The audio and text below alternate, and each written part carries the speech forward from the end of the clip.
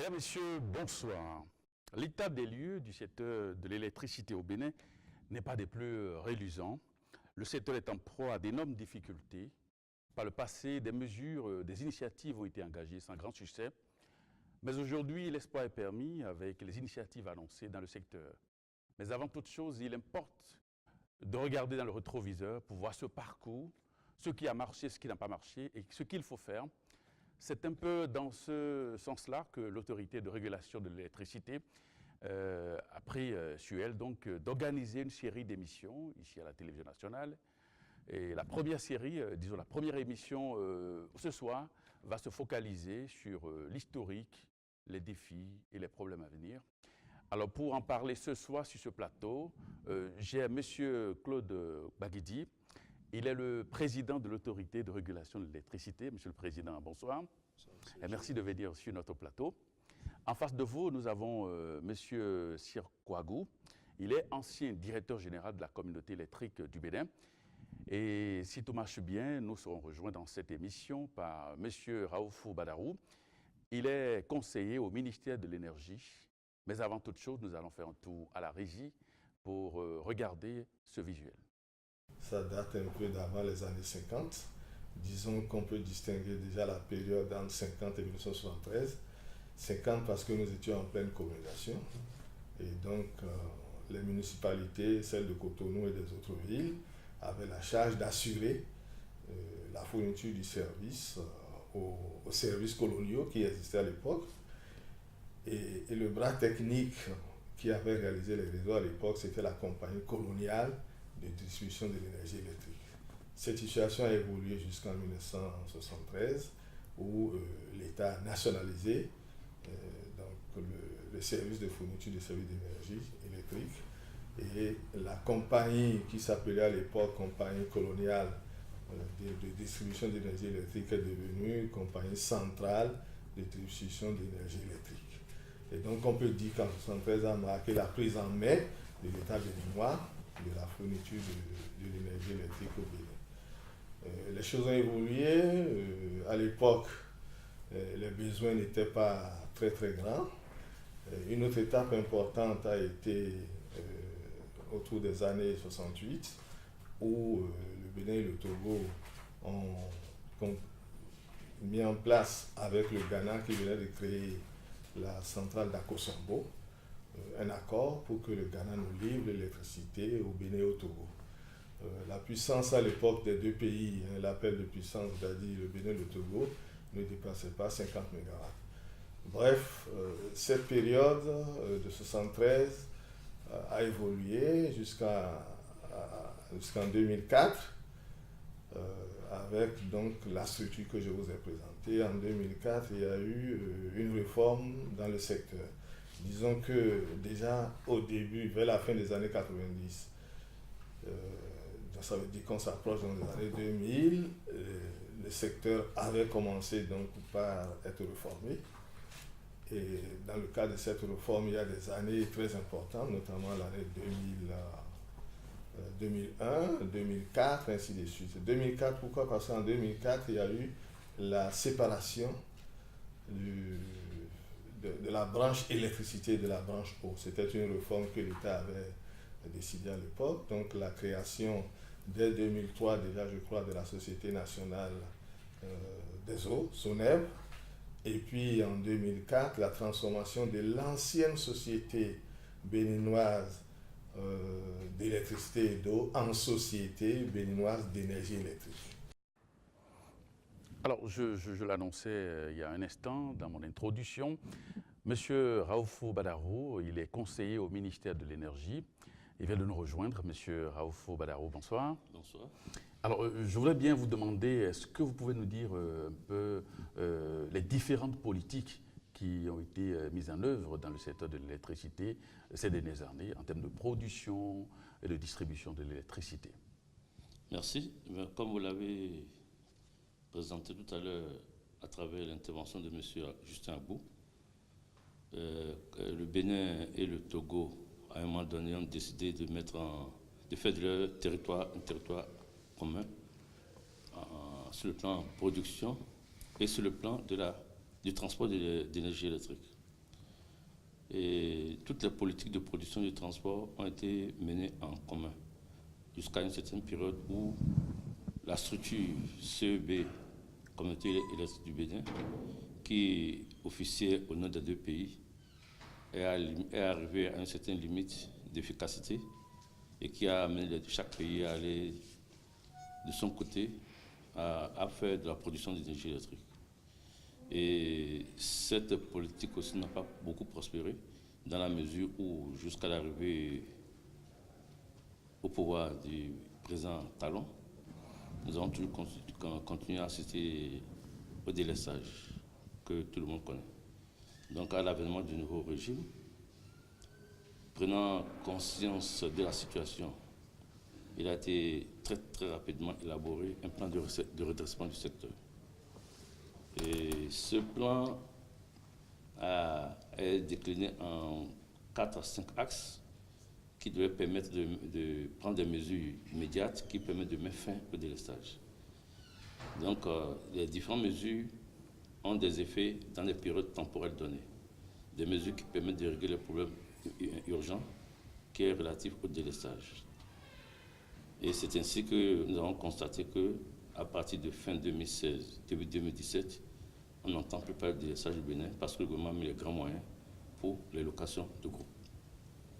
Nous avons continué de travailler sur des mesures à moyen terme, selon la période de 5 ans du chef de l'État, qui a permis de mettre en place des centrales de production. Donc, comme vous l'avez suivi tout récemment à la télé, avec le démarrage de la centrale de 120 MW, qui permettra, après de juin prochain, de régler le problème de production au plan national. Donc, dans cette période entre fin 2017 à ce jour, beaucoup de choses ont été faites, à savoir réhabilitation des centrales de la CEB, de la SB2E de 30 MW, un contrat qui a été signé avec une société privée au Nigeria, Parasnaï, de 60 MW. Tout ça permet de sécuriser la fourniture d'énergie au Bénin. Donc aujourd'hui, des 180 MW de location, nous avons commencé par retirer 50 MW. Ça permet aujourd'hui, nous pouvons le dire et l'affirmer, qu'aujourd'hui, en matière de déficit énergétique, c'est un problème qui est réglé. Mais les déficits, la crise énergétique que nous traversons depuis près de 3 décennies a plusieurs facettes. La facette la plus visible, c'est celle qui est relative au déficit qui est en train de délestage. Ouais.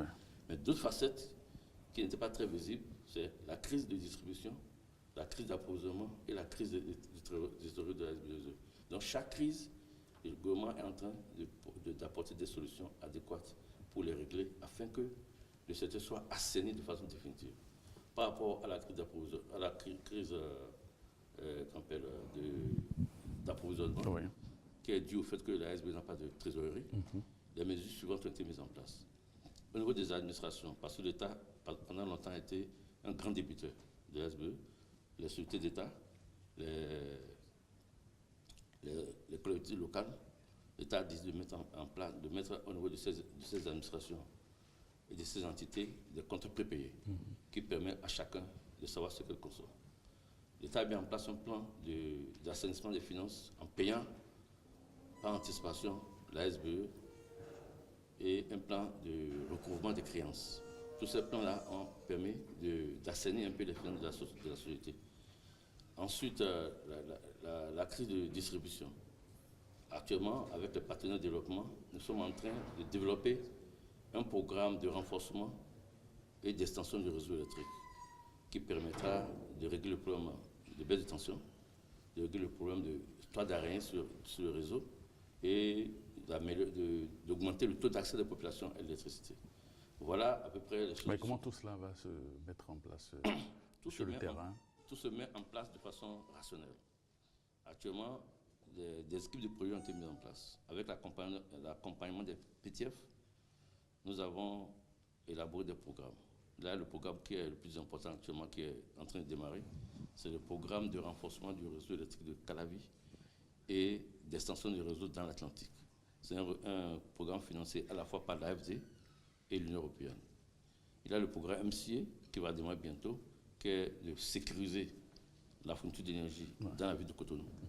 Et il y a d'autres projets avec la BAD et la FD qui sont en cours de préparation.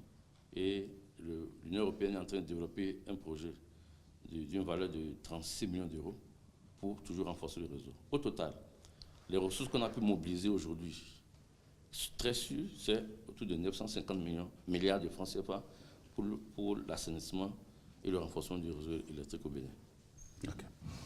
Monsieur Siko Agou, j'étais directeur général de la communauté électrique du Bénin, la CEB.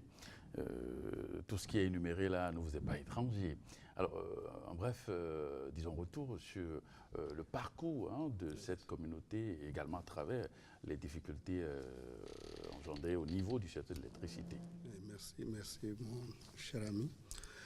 Vous savez, M. Agbo l'a si bien dit, c'est quand en 1968, les deux États ont décidé de mettre en commun leurs efforts pour la production de l'énergie et la transmission de cette énergie vers le Togo et le Bénin, que la CEB a été créée. En ce moment, la compagnie centrale dont il a parlé, la compagnie centrale d'électricité et d'eau, qui a été nationalisée en 1970, en 1970 que l'État a pris ça en charge, il n'y avait que les groupes qui fonctionnaient. Mais il se faisait qu'en 1973, il y a eu la crise du pétrole. Cette crise du pétrole a fait que l'exploitation de ces centrales était devenue vraiment très lourde. Comme entre le Bénin et le Togo, il n'y avait pas une grande consommation, l'interconnexion avec le Ghana, donc le barrage d'Akosombo, a fait que l'énergie importée devenait très moins chère. Et c'est sur ce confort-là que malgré l'objectif qui a été assigné à la CEB, c'est-à-dire produire pour les deux pays, on s'est contenté de faire tout simplement l'importation. La CEB, effectivement, n'a pas pu faire la production, à part le barrage de Nangbeto. Il devait avoir ensuite le barrage de Tetetou et le barrage de Adjarala. C'est seulement Nangbeto qui a pu être réalisé. Et c'est ainsi que nous nous sommes retrouvés avec la crise de 98 qui nous a réveillés de ce confort. Parce que le barrage d'Akosombo était devenu vide. Ouais. Et c'était la seule interconnexion que nous avions. Donc, on était obligé de trouver rapidement une solution. C'est ça qui a fait que la CEB a acheté à l'époque 2 petites turbines à gaz. C'était ça la capacité de financement qu'on avait. On pouvait acheter 2 turbines à gaz, une de 20 MW qui est installée à Cotonou, l'autre de 20 MW qui est installée à Lomé. Ceci nous a permis de résoudre un tant soit peu la crise de 98. Et à partir de 98, nous avons tenté de mettre en place encore un nouveau programme pour pouvoir aider les deux pays. Mais malheureusement, les programmes de la CEB n'ont jamais été exécutés. Et pourquoi? Parce que, vous savez, pour que les investisseurs acceptent, les bailleurs de fonds acceptent de vous financer, il faut qu'ils soient sûrs que vous allez pouvoir rembourser de manière rapide ou bien de manière confortable leurs prêts. Ce qui n'était pas possible pour les pays de la communauté. Voilà, ce qui n'était pas possible. Et encore, la CEB n'a pas un capital.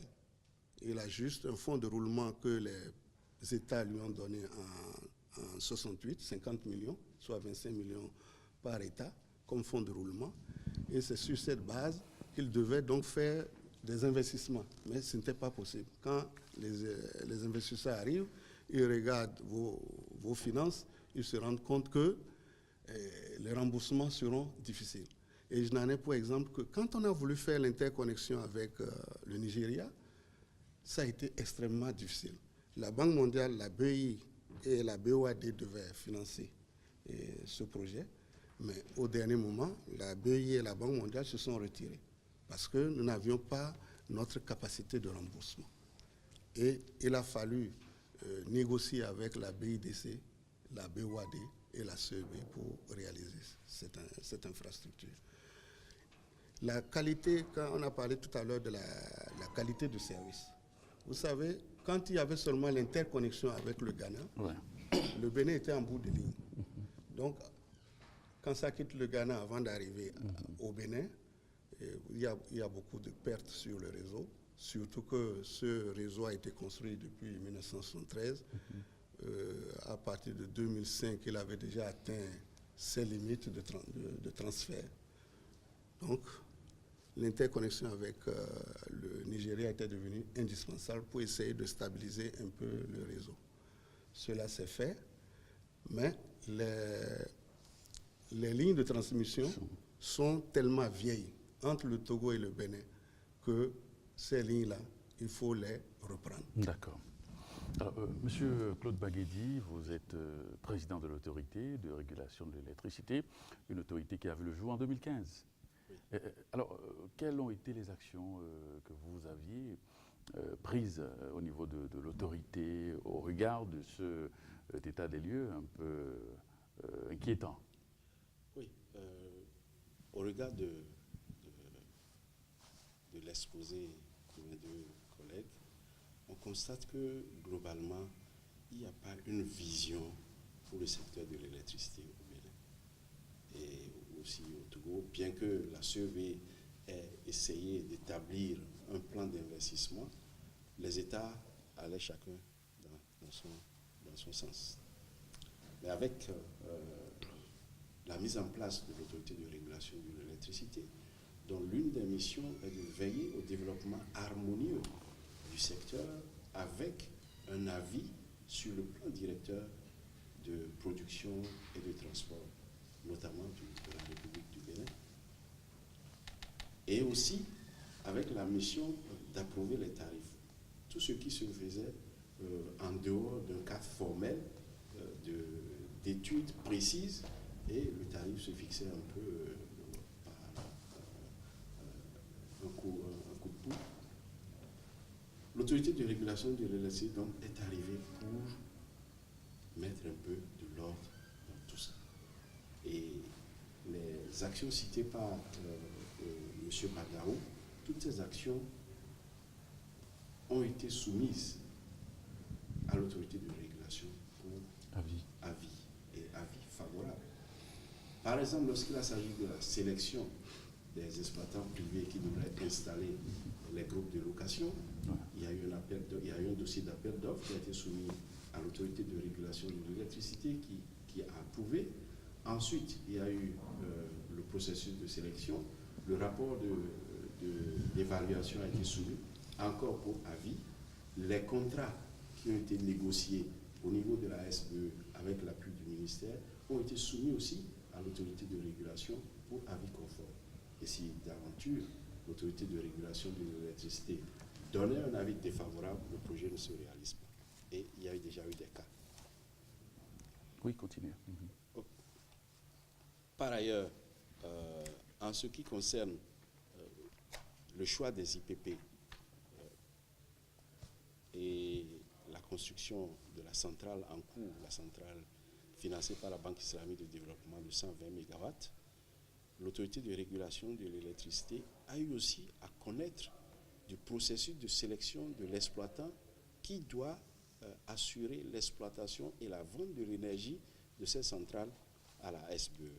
C'est ainsi que nous avons eu le dossier d'appel d'offres, nous avons eu le projet de contrat sur lesquels des observations précises ont été faites. Tout ceci pour sauvegarder aussi bien l'intérêt général, l'intérêt du gouvernement, que l'intérêt des consommateurs.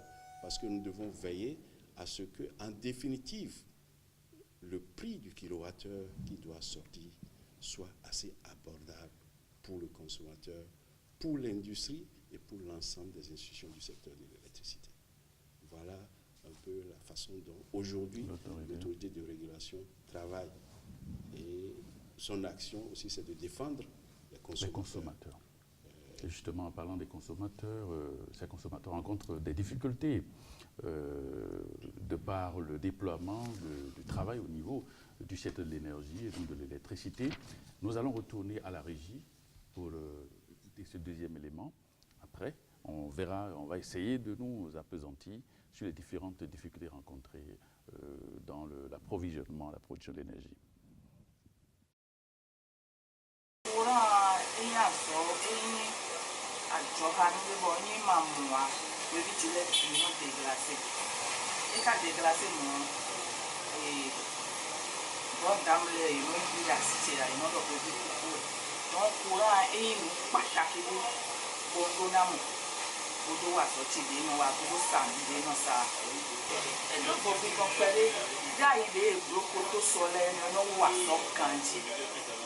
Kakana ho 19 heures et conta au fibi no za we bo sécurité ono tin amonda zanvier do yiwele dilemion zanyo kakano na ta 19 heures plus beto e konji e misi mo akotu mi ton le bo yinde ko tie bo na no tita si 19 heures ni o kakawa kondo 6 heures du matin e na ni mo chacho e bo kale bo e no ti bo kenya le bi no ba ko mi so ni me bio a hosulo ni e temi yedo kan ho won we no pe yo do yes ye de mi go de kon da yi no ta kakabo ayi no ho yes no gomo ni yo e na yo to dare ye ma so le bo courant lo yi normal no e pombo de di pe vide bo e ma na hu gan mi ya to we mi de dio mi de su ton we mi de yo me biro vese we no e de di bo e ma na hu gan gbonu mi ya mo pe vide quand le produit du pomo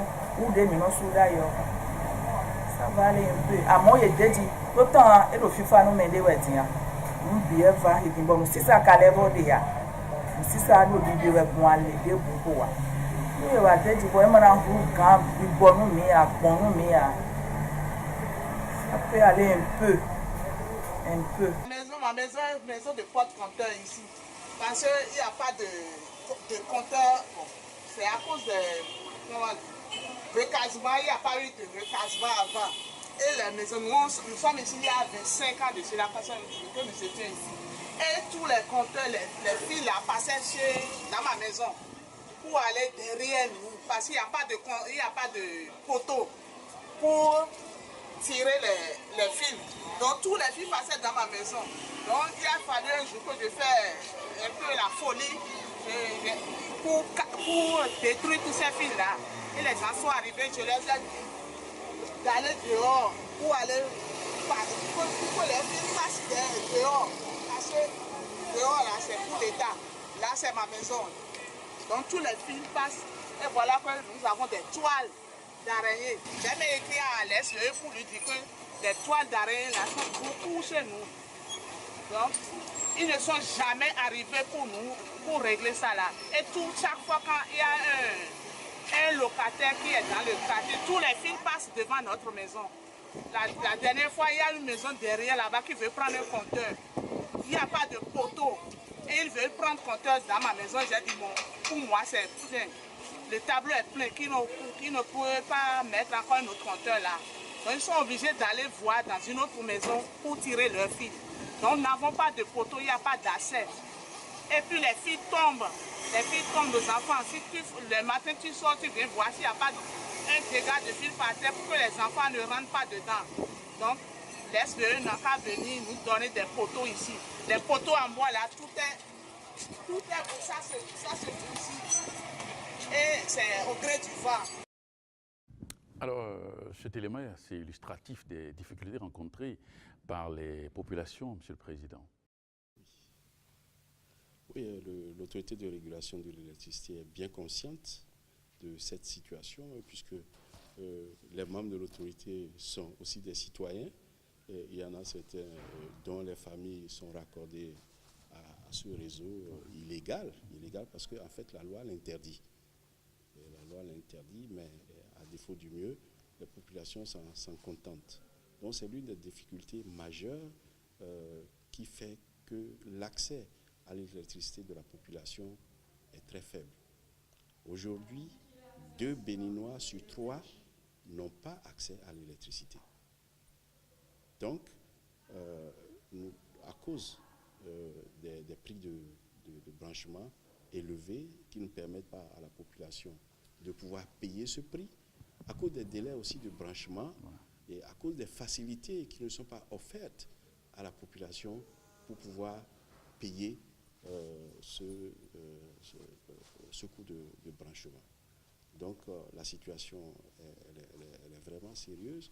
Au niveau de la SBE, il y a aussi la vétusté des installations de la SBE qui ne facilite pas aussi l'expansion du réseau qui doit être nécessairement mise aux normes afin qu'il y ait un développement harmonieux du secteur de l'électricité dont l'autorité de régulation est le garant. Donc, et qui veille aussi au respect des lois et normes en matière de production, de transport et de distribution de l'électricité.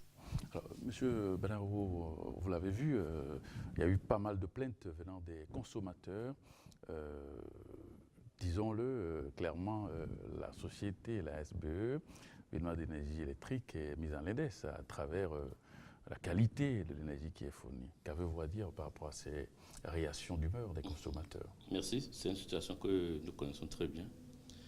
Tout à l'heure, à l'entame de l'émission, je vous avais dit que la crise énergétique que nous traversons depuis près de 3 décennies a plusieurs facettes. Je disais que la facette la plus visible, c'était le déficit énergétique qui entraîne le délestage. Voilà une autre facette que vous voyez. Et c'est pourquoi je vous ai dit tout à l'heure que quand le nouveau gouvernement est arrivé, le président Talon, ayant pris la mesure de la situation, a mis en place un plan de redressement du secteur. Et dans le cadre de ce plan que nous sommes en train de dérouler actuellement, d'ici quelques années, en tout état de cause, avant la fin de son mandat, tous ces problèmes seront réglés. Parce que comme je l'ai dit dans ma prise de parole précédente, je disais que nous avons plusieurs actions. Les actions dont les effets sont à très court terme, les actions dont les effets sont à court terme, les actions dont les effets sont à moyen terme et les actions dont les effets sont à long terme.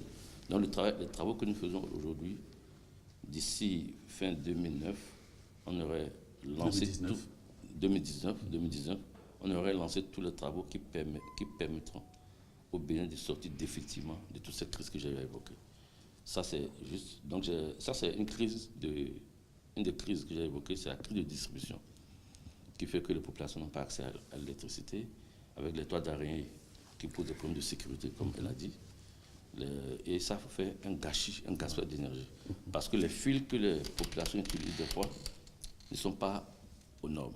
Ce qui fait que par effet Joule, les populations consomment l'énergie, un gaspillage de l'énergie, ce qui fait que le coût à payer est très élevé. Donc, toutes ces situations, on l'a évaluée au plan économique. Il y a une étude que nous avions commandée et financée par la Banque mondiale en 2006 qui a donné ce que chaque segment de l'économie paie.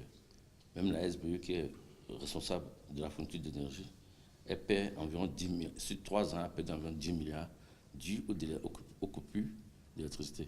Parce que le réseau, comme l'a dit mon prédécesseur, est vétuste. Les coupures intempestives qu'il ne faut pas assimiler au délestage sont dues à la vétusté du réseau, aux accidents qu'on a eu sur le réseau. Et ces différentes coupures engendrent des pertes pour l'entreprise. Au niveau de l'administration aussi, parce que quand la SBE n'arrive pas à vendre de l'électricité, son chiffre d'affaires baisse. Donc en termes de TVA, c'est une perte aussi pour l'administration. Ce qui fait que l'État, dans la période, 500 millions de francs sont perdus par an par l'État. Et les entreprises du secteur productif, sur 3 ans, de 2004 à 2006, ils ont perdu près de 167 milliards de francs CFA. Les ménages, environ 30 milliards, pour l'achat d'équipements, des équipements qui permettent de pallier aux difficultés de coupure d'électricité, baisse de tension, coupure brutale qui peut endommager les appels. Donc on est obligé d'investir dans les onduleurs, d'investir dans les régulateurs. Tout ça constitue des pertes. Donc, prenant en compte toutes ces situations, le chef d'État a estimé qu'il faut mettre des grands moyens. Donc les 180 MW qu'on a eu à louer a coûté en un an à l'État près de 30 milliards de francs CFA. Beaucoup d'argent. Beaucoup d'argent. Mais ça vaut le prix. Ça vaut le coût du monde parce qu'au regard de l'impact économique que la mauvaise qualité des services énergétiques engendre pour tous les secteurs d'activité. Donc ça, là, c'est rien par rapport aux pertes. D'accord. Donc c'est pourquoi on s'est engagé aujourd'hui à régler le problème. Alors, M. Sikouagou, on l'aura constaté, la qualité de l'énergie qui est fournie n'est pas bonne. On l'a vu avec les plaintes des consommateurs, notamment les femmes. Alors, qu'est-ce qui a pu nous amener à tout ça? Je ne vais pas me mettre à répéter ce qu'ils ont déjà dit, mais je vais de manière globale dire que cette situation de la SBE n'est pas unique. En fait, toute la sous-région ouest-africaine, les sociétés d'électricité vivent cette situation. Parce qu'en fait, on a trois facteurs importants qui sont la cause de l'insuffisance donc de la qualité de service. C'est-à-dire les causes techniques, l'obsolescence du matériel qui n'a plus la fiabilité qu'il faut et le manque de maintenance parce que les sociétés d'électricité n'ont pas suffisamment de moyens pour faire la maintenance. Deuxièmement, c'est les facteurs financiers. Toutes ces sociétés d'électricité, qu'est-ce qu'elles ont? Elles sont obligées de donner des tarifs qu'on leur impose, qu'on leur dit, voilà le tarif. Et ça se comprend. Parce que les États veulent ménager les consommateurs qui n'ont pas de grands moyens. Ils ont des problèmes de recouvrement. Et ce qui impacte donc sur leur trésorerie. Comme vous n'avez pas la trésorerie, vous ne pouvez pas faire la maintenance, vous ne pouvez pas faire le renouvellement du matériel et le cycle continue.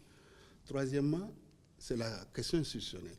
En fait, il y a une lourdeur administrative au sein des États. On ne prend pas vite les décisions. Quand on veut faire quelque chose, le processus de prise de décision est tellement long que avant qu'on ne prenne la décision, c'est que déjà on arrive en sapeur-pompier. Et c'est ça qui fait que la société est en difficulté et il y a la mauvaise qualité donc de l'énergie. D'accord. Alors, Monsieur Raoufo Badarou, aujourd'hui, quelle est l'offre de la demande? Parce que là, pour la satisfaction de la demande des consommateurs aujourd'hui. Donc, bon, comme je vous l'ai dit tantôt, la demande est là, elle est diversifiée. Il y a la demande du secteur industriel, la demande du secteur des ménages et du secteur des services. Aujourd'hui, le secteur industriel est obligé de devenir autoproducteur parce qu'on n'a pas assez d'énergie. Autoproducteur, ça veut dire qu'ils achètent leur groupe pour pallier au déficit. Quand il y a déficit, donc ça leur coûte aussi cher. Parce que ça leur coûte plus cher de produire elle-même l'énergie que d'acheter à la SB2E. Mais en matière de productivité, ça a les avantages de continuer la production sans interruption. Donc ils sont obligés de pallier au déficit en investissant. Ça, c'est des pertes pour l'entreprise. C'est justement pour cela que dans le plan de redressement et le plan directeur, il est planifié l'installation de plusieurs unités de production.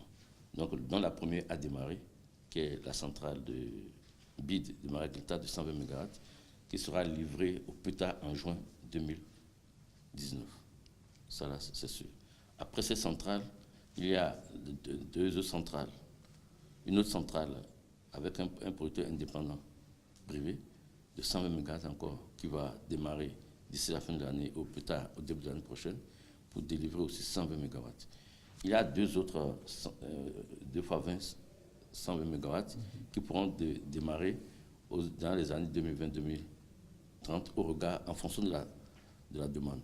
Donc ces entreprises ont été déjà sélectionnées, ces entreprises privées qui vont venir progressivement sur le réseau pour combler.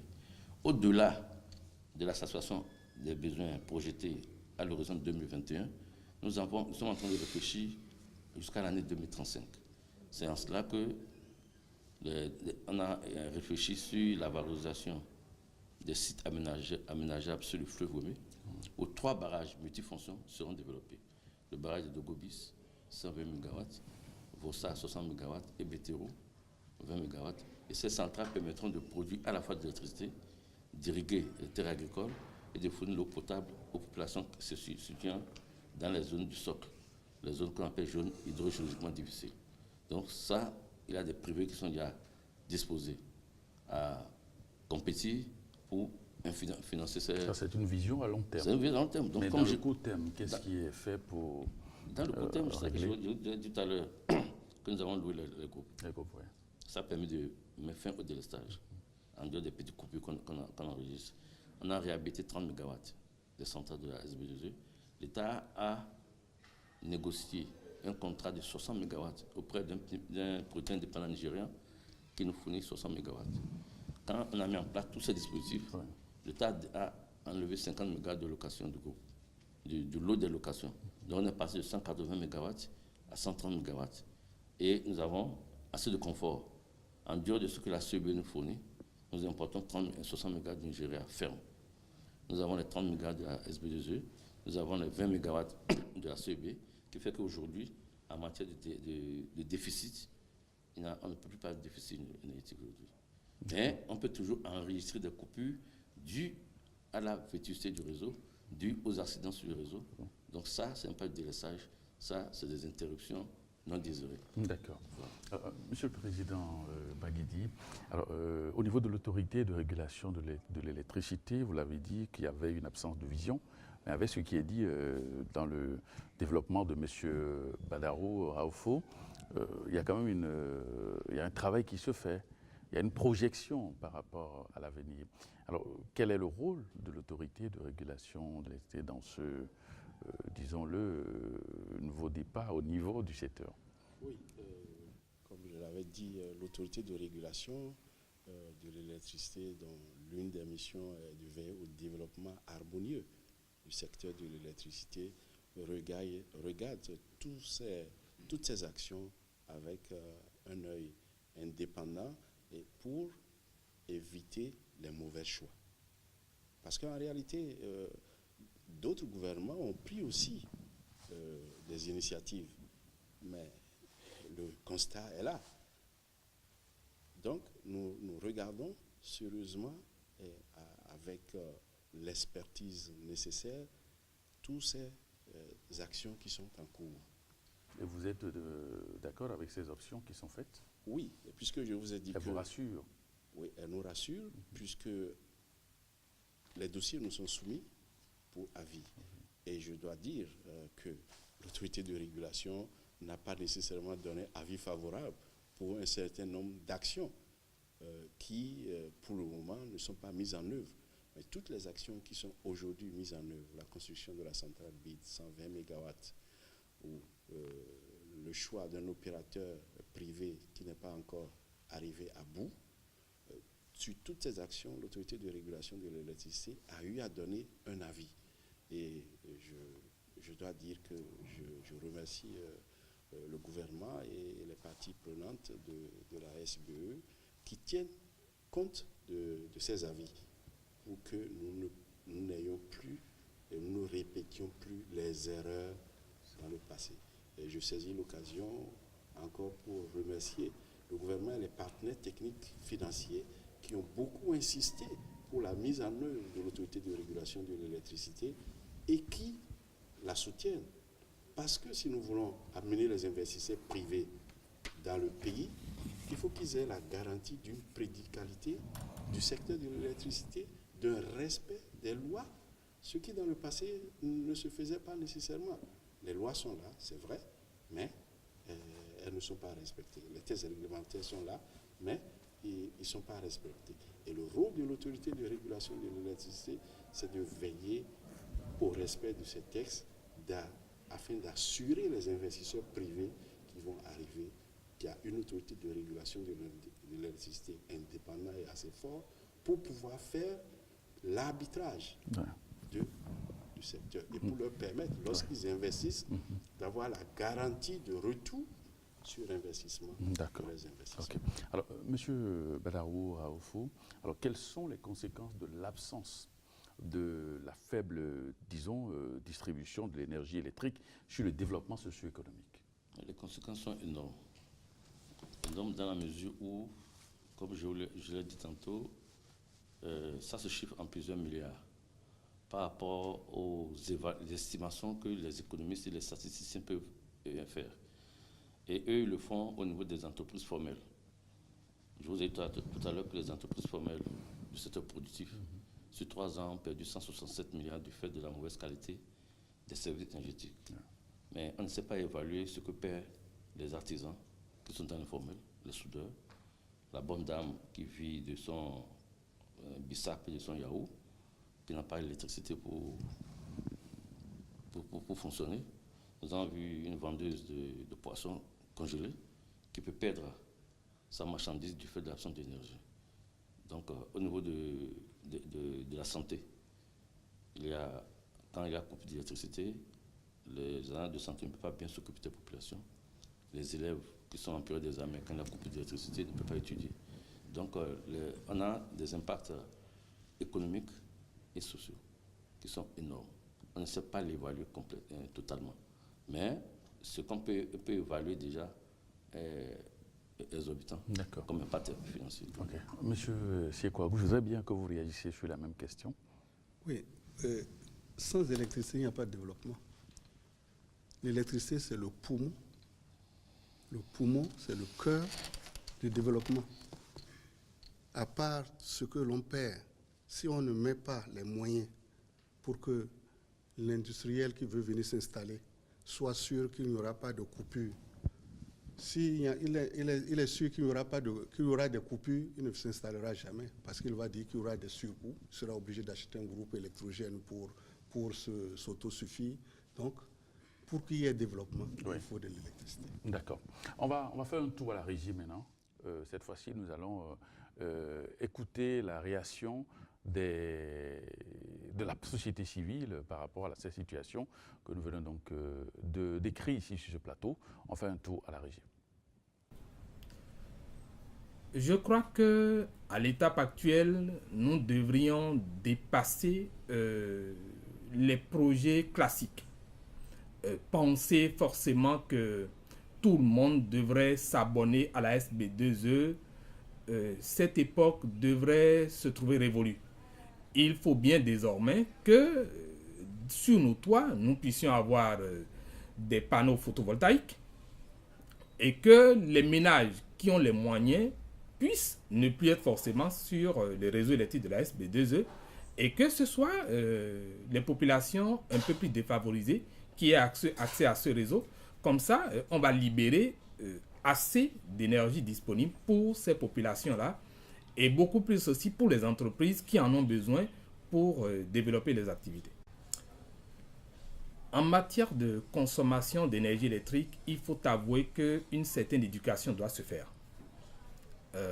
Aujourd'hui, la plupart des équipements électriques et électroniques sont conçus sur la base d'une réduction sensible de la consommation énergétique. Mais on constate au Bénin, nous vivons beaucoup plus du bric-à-brac. C'est tout ce qui est rejeté en Occident, qui date de plusieurs générations, qui consomme beaucoup d'énergie qu'on nous amène ici. Et donc, il aurait bien fallu apprendre aux populations que c'est préférable d'avoir un réfrigérateur, par exemple, qui ne vous consommerait pas plus de 10 000 francs en termes de consommation énergétique par mois, plutôt que d'utiliser les anciens réfrigérateurs où vous dépensez 30 000, 50 000. Donc, c'est de l'éducation qu'il faut faire. Et ça, c'est l'œuvre des associations de consommateurs. Vivement que l'État, un jour, comprenne que c'est plutôt les associations qu'il faut outiller pour pouvoir donner ces genres d'armes aux populations qui feraient bien le travail puisqu'on est là pour les protéger. Et vous savez, il y a ce qu'on appelle l'énergie libre. Si réellement on veut développer l'énergie, nous avons de l'ingénierie. Et on peut développer plein de technologies pour fournir de l'énergie électrique à nos populations. Je n'ai donné l'exemple que des panneaux photovoltaïques. De l'énergie solaire donc. Aujourd'hui, nous avons beaucoup de difficultés pour avoir accès au réseau de la SB2E. Ce n'est pas compréhensible qu'au XXIe siècle, il faille payer des centaines de mille pour avoir l'abonnement ou pour s'abonner à la SB2E pour avoir l'énergie électrique. Et le comble, c'est que vous payez Et puis, quelques mois après, on peut vous dire qu'un contrat a été mal fichu et que les compteurs ne sont pas disponibles. Ça n'a pas un autre nom, ça s'appelle de l'arnaque nationale. Je crois qu'il y a aussi un gros problème à résoudre. La facturation des clients n'est pas transparente. Je suis formel. Nous avons des preuves, nous avons même fait un constat d'huissier. À la date d'aujourd'hui, nous avions demandé au tribunal de première instance de Cotonou de faire une enquête judiciaire sur la base de données de la SB2E, le système de facturation. Mais ça a été bloqué quelque part. Mais un jour, ça sera dénoué. Ça prendra tout le temps qu'il faut, mais ça sera dénoué un jour. Alors, M. Raoufo Badaro, vous aviez suivi tout à l'heure l'acteur de la société civile qui a énuméré un certain nombre de griefs contre les prestations de la société. On a parlé de raccordement, on a parlé de facturation, approvisionnement, distribution. Il y a eu tellement d'éléments qui sont revenus donc, à la surface. Votre réaction? Merci. Il a parfaitement raison. Donc, à l'entame de l'émission, j'ai dit que la crise que nous traversons a plusieurs facettes. C'est l'une des facettes qu'il a évoquées. Mais ça là, comme l'a dit M. Kouagou tout à l'heure, la politique tarifaire qu'on a eu à appliquer à ce jour a fragilisé durablement les entreprises du secteur. En dehors de problèmes de gestion qu'on peut reprocher à l'entreprise, il y a que la question tarifaire n'a pas été bien gérée, au point où, comme il a dit, c'est à la dernière minute, quand l'entreprise est au bord du gouffre, qu'on fait des réajustements. Ça fait que les entreprises ont demandé non pas de trésorerie pour jouer le rôle qui est le leur, qui est d'approvisionner justement l'entreprise en matériel électrique afin de satisfaire la population. Tout à l'heure, il a parlé de centrales solaires. Effectivement, il y a 2 projets solaires phares qui sont en train d'être mis en œuvre. Le projet de 25 MW à Koubé, une centrale solaire de 25 MW, et le projet de 45 MW du MCA. En dehors de ça, il y a des privés qui vont développer environ 30 MW. Au-delà de ça, comme il l'a dit, et le président de la RIE l'a dit tout à l'heure, 2 Béninois sur 3 n'ont pas d'électricité. Dans la projection que nous avons eu à faire, pour que tout le monde ait l'électricité, il faut aller par l'extension réseau, on va aller dans les années 2030. Pour pallier à cela, qu'est-ce qui se met en place? On vient d'adopter, le gouvernement à un séminaire gouvernemental vient d'approuver le cadre réglementaire juridique et un plan directeur pour ce que nous appelons l'éducation hors réseau. C'est-à-dire que nous allons installer les l'éducation hors réseau, expliquez ça. Hors réseau, c'est-à-dire que l'éducation de localités isolées qui n'ont pas la chance d'avoir l'électricité d'ici 2023. Donc, avec la participation du secteur privé, ils vont installer des petits réseaux utilisant le solaire ou bien les kits solaires pour alimenter les populations. En dehors de ça, il y a aussi des programmes d'efficacité énergétique. Parce que nous sommes importateurs nets d'énergie. On ne peut pas continuer de gaspiller l'énergie parce que ça nous coûte cher. Donc, pour cela, nous sommes en train de mettre en place une politique de distribution de lampes efficaces et de mettre aussi les lampadaires solaires, comme vous avez constaté. Tout cela participe à l'efficacité énergétique. Donc, je dirais à la fin qu'effectivement, au niveau du secteur, il y a eu un grand désordre qu'il faut corriger afin que la population puisse être satisfaite, afin que l'économie puisse se porter mieux. D'accord. Voilà. Monsieur le Président. Oui. Très rapidement, parce que est parti. Il y a eu des sujets très intéressants qui ont été soulevés par l'intervenant, notamment la production distributive, c'est-à-dire permet à chaque client d'avoir son installation de production d'énergie à la maison, notamment la production photovoltaïque. Et ça a besoin d'une action de régulation pour permettre à ces clients non seulement d'avoir leur propre énergie, mais aussi de revendre au réseau lorsqu'il y a un surplus, ce qui, bien sûr, va décharger le réseau et le surplus va être versé et attribué aux grands consommateurs comme les industries. Mais à ce niveau, il faut d'abord une régulation, une réglementation pour permettre d'avoir cette interface entre la SBE et la population qui bénéficie de cette énergie distributive. il a parlé du hors réseau. Aujourd'hui, des textes ont été élaborés, nous avons une vision de là où nous voulons, et l'autorité de régulation de l'électricité est dépositaire de la mise en œuvre et du suivi respectueux de ces textes. D'accord. OK. Alors, nous sommes quasiment au terme de ce premier numéro de cette série d'émissions, l'énergie électrique en question. Vous aurez droit donc dans les prochains jours à d'autres émissions sur cette thématique. Et merci d'avoir suivi donc ce premier plateau qui a réuni donc le président de l'autorité de régulation de l'électricité, M.